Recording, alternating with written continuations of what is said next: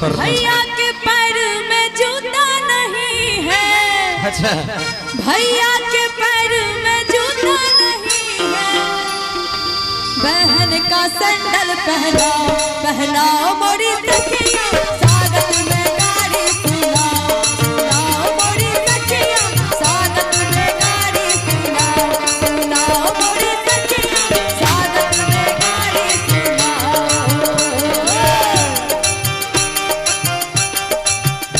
हाँ एक मिनट। अच्छा चलो हम समझी तू समझी। चलो कोई बात नहीं। हाँ कि समझिन ऐसन बतिया से कौन फायदा बुझलो। सब बुझे छिए बोलो। समझिन ऐसन बतिया से कौन फायदा। आ सुना तू की गाला रो समझी गाड़ी में देखी सुपारी मांगे छी। हाँ हो सुना हो देख मेरा मेरा सुनबो न पहले आप बोलिए ला।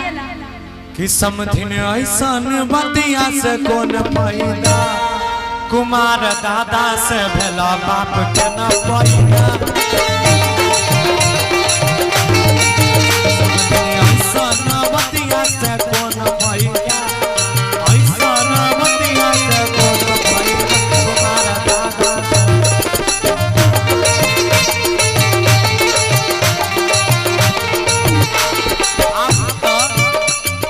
आप ही गाइस के आप ही गाइस।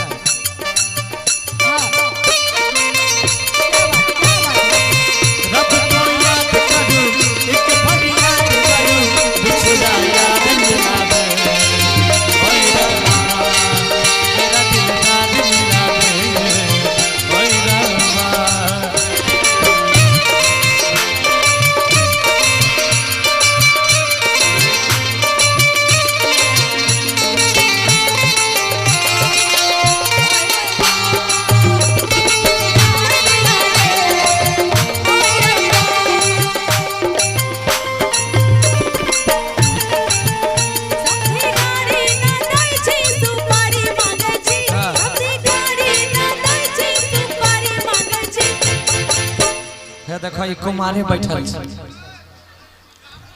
बोला बोलो न कुछ बेचारा कुमारे बैठल नहीं हो की नाम भेल लाग लाल से ना ये गाना ऐसा है कि हर बार मेरे ऊपर ही वार होने वाला है। ऐसा क्यों गाए हो। हाँ वेस्ट इंडीज के एगो खिलाड़ी नहीं है की नाम है बॉलर है एगो ओकरे रंग के बेचारा लागे छै एकरो केस नहीं छै। हाँ कौन हमरा पता है तू हमरा ऊपर वार करबो। कोनो बार मंचे पर वार करबे। मंच के वार तो कलाकार का सहना चाहिए। कौन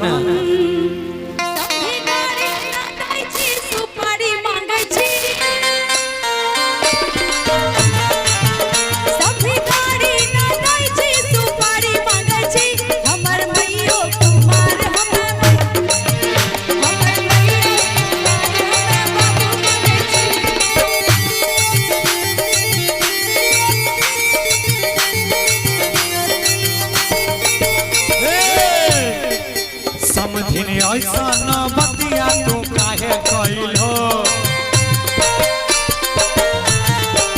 सब दिन ऐसा न बतिया तू काहे कइल हो। सुना की कहलो हमर भैया कुमार तोहर बहन लाने छी कि समझिन ऐसन बतिया तू काहे कइल हो। बाप रहा तो तोर कुमार बहन के ना लाइल हो। बाप रहा तोर कुमार बहन के ना लाइल हो।